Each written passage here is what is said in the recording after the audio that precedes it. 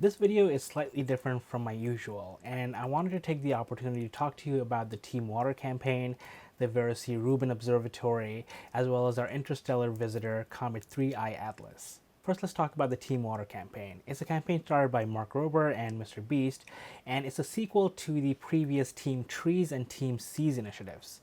And the idea is basically to use the power of social media to raise awareness and money for a good cause. Team Trees planted almost 25 million trees so far, and Team Seas has cleaned up more than 34 million pounds of trash from beaches, rivers, and oceans.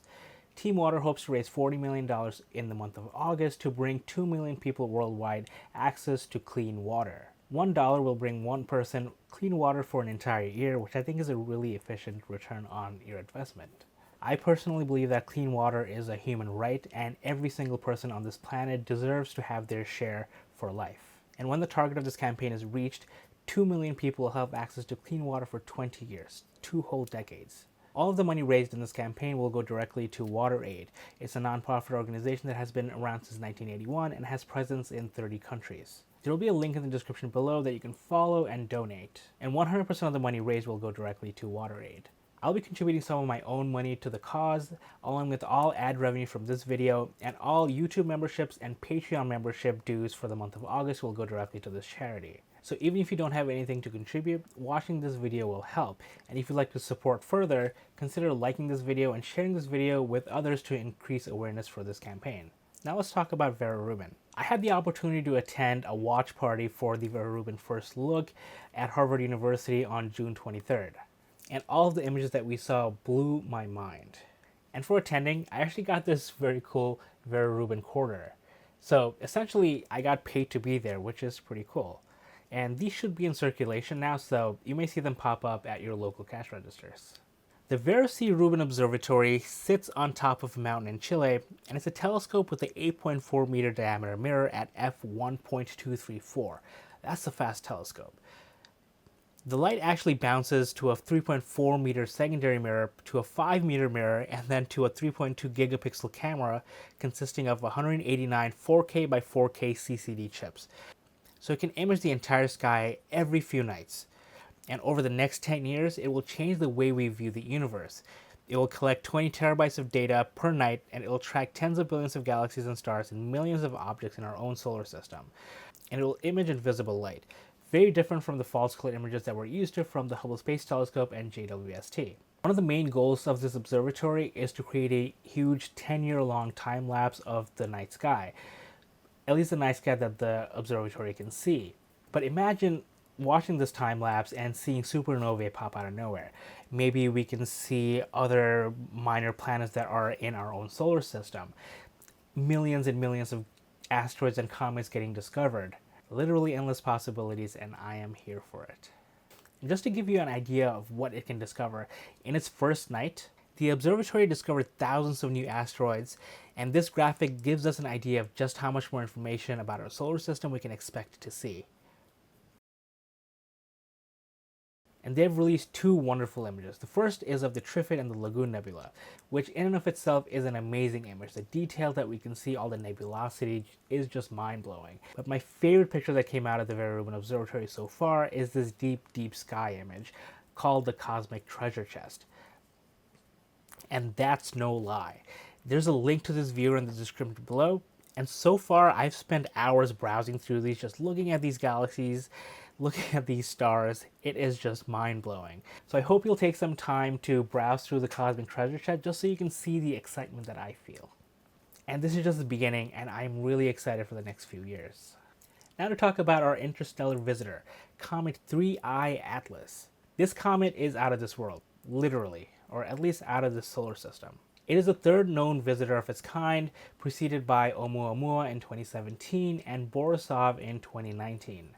And the fact that we've seen 3 in such short periods of time tells me that these kinds of visitors are probably more common. We probably had dozens, if not hundreds of these over the last couple hundred years. We just have not been able to see them because we weren't looking for them, and it's really hard to tell whether that rock is actually going through the solar system or is part of the solar system. And this particular comet was discovered by Atlas in Chile on July 1st, 2025. but it was pre-discovered by the Zwicky Transient Facility in California on June 14th. So if they had looked earlier, this could have been named Comet 3I ZTF. And very fun fact, this comet was actually imaged by the Vera C Rubin Observatory 2 weeks prior to the Atlas facility. But no one was looking for that kind of scientific data at the time, so they missed out on having this asteroid or this comet being named 3I Rubin. This comet has a hyperbolic orbit, which means that it's traveling so fast that it'll just go right through the solar system without any trouble. Wouldn't it be cool if we were able to launch a probe that attaches itself to this comet with an antenna that takes pictures as it leaves the solar system, goes to other solar system, and sends data back? That would be a really cool project, but detecting these objects early enough to do something like that is really hard to do. And even then, we don't currently have the technology that can catch up to their speeds. And his relative speed right now is about 137,000 miles per hour, or about 221,000 kilometers per hour, which is really fast. And it'll get faster as it gets closer to the sun. At its closest approach to Earth, it'll be about 150 million miles, or 240 million kilometers, and it'll reach perihelion on October 30th, where it'll be inside the orbit of Mars, so Martians will get a much nicer view than Earth.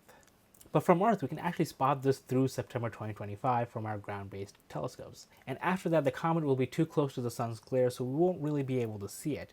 But come December 2025, as the Earth moves around the sun, the comet will be back in view again.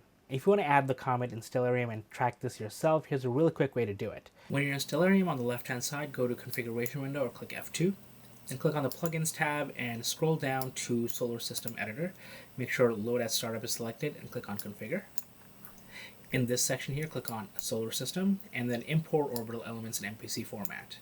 Click on Comets as the type. The source should be Gideon Van Buitenen Comets. If you don't have this there, the URL will be in the description, so copy and paste that and click on Add this URL to Bookmarks list. And you click on Get Orbital Elements.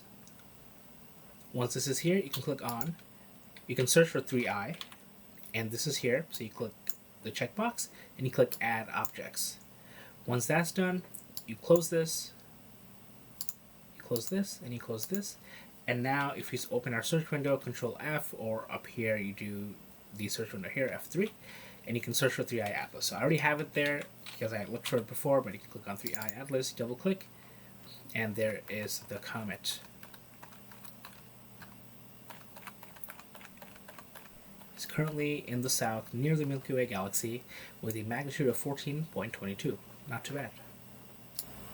And if you move forward in time, we can see exactly where it'll be in the night sky. At about in September, it'll be a little bit too far below the horizon, really close to the sun. We can't really see it right now because of the ground. But you can see if I go up to, let's say, 12, you can see it comes back up at a good time. And we'll see it still be in view for quite a long time, with the magnitude going as low as around 12 something, and it'll be visible, it'll be near Jupiter, and we can track it for quite a while, so that should be fun to do. If you do this and you take pictures of the comet, I would love to see it. Please join our Discord server and join our growing community. I'm sure we would all love to see your images. The comet is kind of in a bad spot of the sky from, so I don't know if I will get the opportunity to take pictures of it, but I will try. If you'd like to support this channel, consider liking and subscribing if you haven't yet. If you want to support me further, check out my Patreon link in the description below. And if you want to help a person get access to clean water, check the description below for a link to a charity donation site. And be sure to share this video and spread the word to raise awareness. And until next time, clear skies.